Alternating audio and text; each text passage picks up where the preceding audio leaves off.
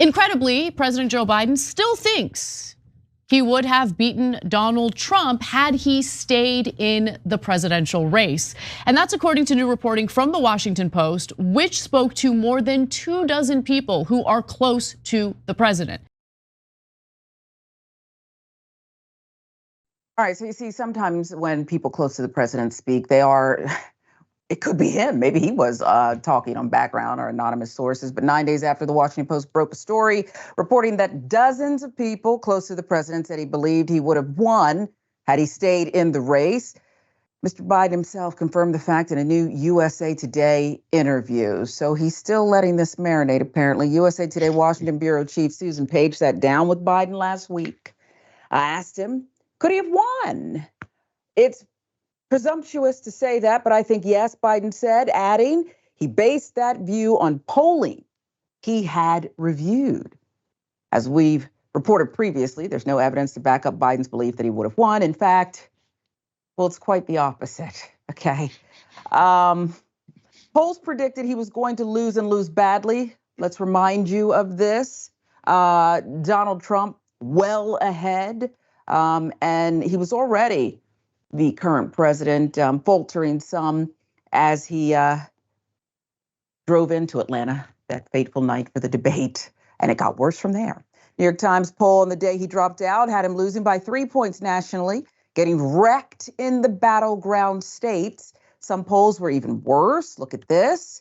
If the 2024 presidential election were held today, this one from late June into early July, just before the 4th of July holiday, would you vote for which of the candidates? Would you vote for Biden or Trump? And you see the results there. So this was not looking good. I'm very curious to see what the current president was looking at. He says he has some data. New York Times Siena College poll found Trump was ahead of Biden by 6 percentage points among likely voters, 8 points ahead among registered voters.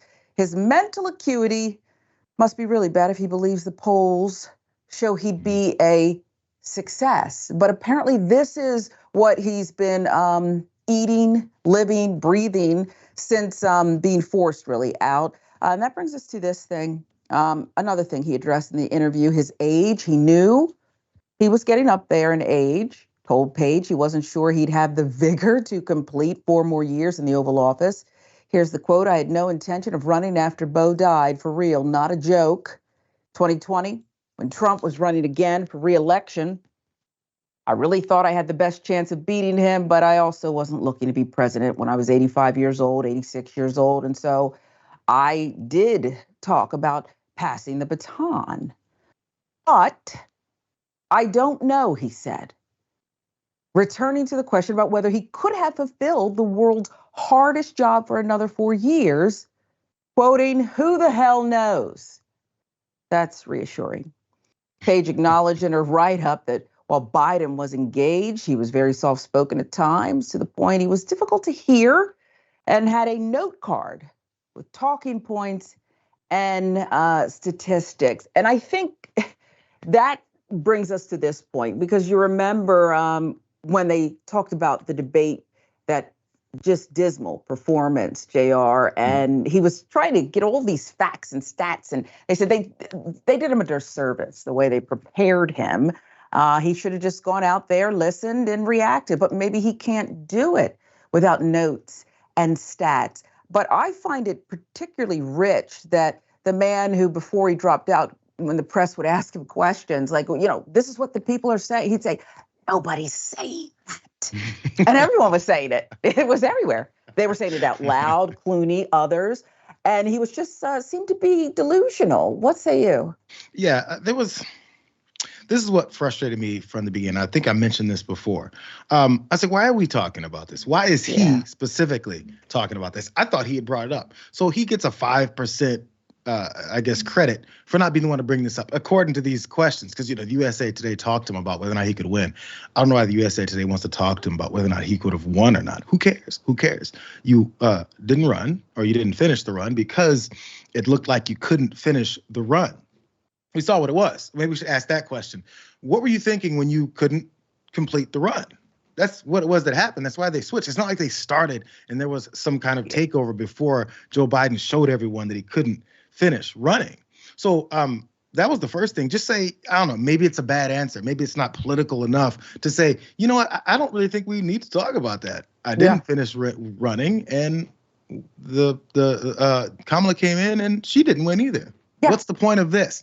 But then he goes on to talk about how he couldn't have pulled it off another 4 years at his age. What point did he realize that? Because he started running, and I guess you didn't want to be an 85, 86-year-old president, yet when you started the run, you did want to be an 85 or 86-year-old president. There was this point, I'm not sure if anybody ever remembers it, because I was excited when it happened. It was maybe a couple months, best a year into his term. And he was hinting or indicated that he's not interested in running again. And I was like, great news. Good job, Joe. Don't do it again. Because there's this weird obsession that we have in this country that unless you serve 2 terms as president, you're a failure. Yeah. You're a failure. Speaking of the recently deceased Jimmy Carter, it's one of the main reasons people that hated him say that he was a horrible president because he only served 1 term. And he did all this and he did that, and that's why he didn't win in 2nd term. It's why Donald Trump never could give up the fact that he lost in 2020. I can't be a 1-term president because that's a loser label that we have in this country. So there was some point when Joe Biden got the memo, it was like, yo, I have to continue to feed my ego, even though I know and announced that I shouldn't run again and I really don't want to. I have to. And in the middle of it, it was indicated why. Yeah. Would have been so perfect, right? He did some things. He saved democracy. He became the reluctant president. And he could have bowed out, started working on the library early. But you're right about that. I think we got George W. Bush because he was avenging his father's defeat by Bill Clinton. So you're right about this thing. He should have just, you alluded to it. You know, I remember, having a suitor who said to me once, JR, if you were mine, this and that and that. And I said to him, we'll never know. Okay.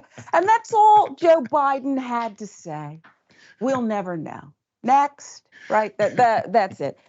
There's more on this. This was the first interview, of course, though, that Biden was more honest about the regrets he had during his presidency, including his failure to counter misinformation. According to Biden, that challenge reflects the revolution in how Americans get their news and whom they trust to tell it. Biden also expressed frustration about how long it took to get shovels in the ground for the infrastructure projects. Historians will talk about how great the impact was, but it didn't have any immediate impact on people's lives, he said. I think we would have been a hell of a lot better off had we been able to go much harder at getting some of these projects in the ground quicker. That's interesting.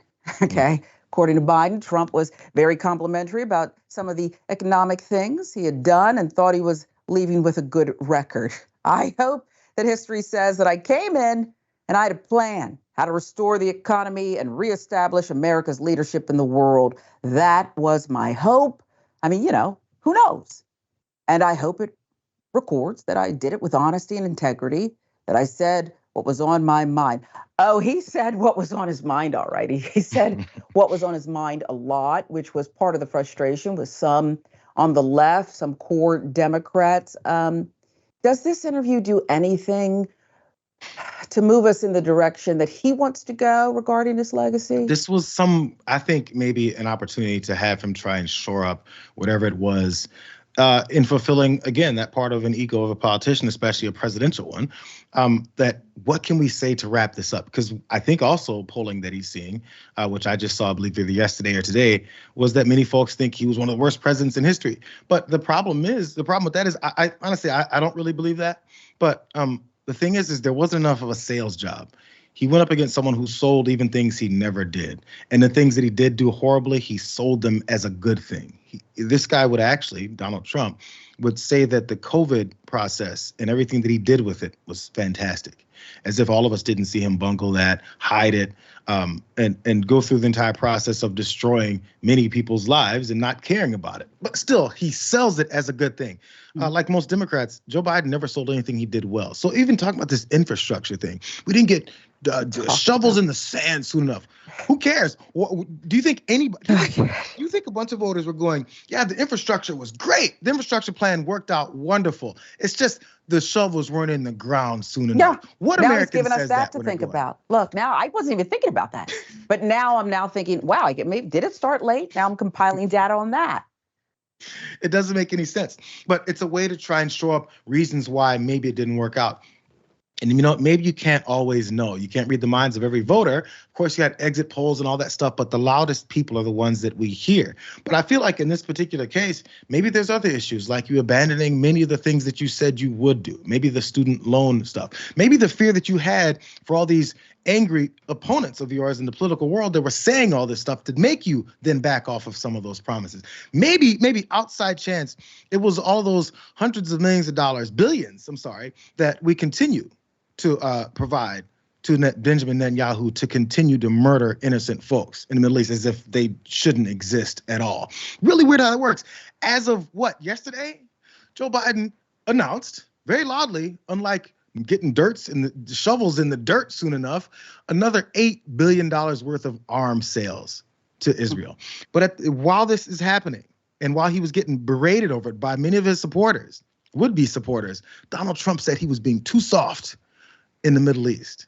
Somehow, the guy who provided billions of dollars in support of our money and weapons to kill more innocent folks, he was still soft. But Donald Trump is tough and hardcore on this.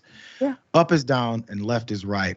And there's never anyone that's loud enough to say, you know what, that was BS. You know what I did? I murdered all those people, because that's what he did. Maybe stand by the stuff that you did without doing it half-assed the way that we've had this. People want to hear it or not hear it. Let's not play in the middle on this anymore. Yeah, Donald Trump makes no apologies for anything. And he makes it up as he goes along. He's an incredible marketer, even if he markets evil.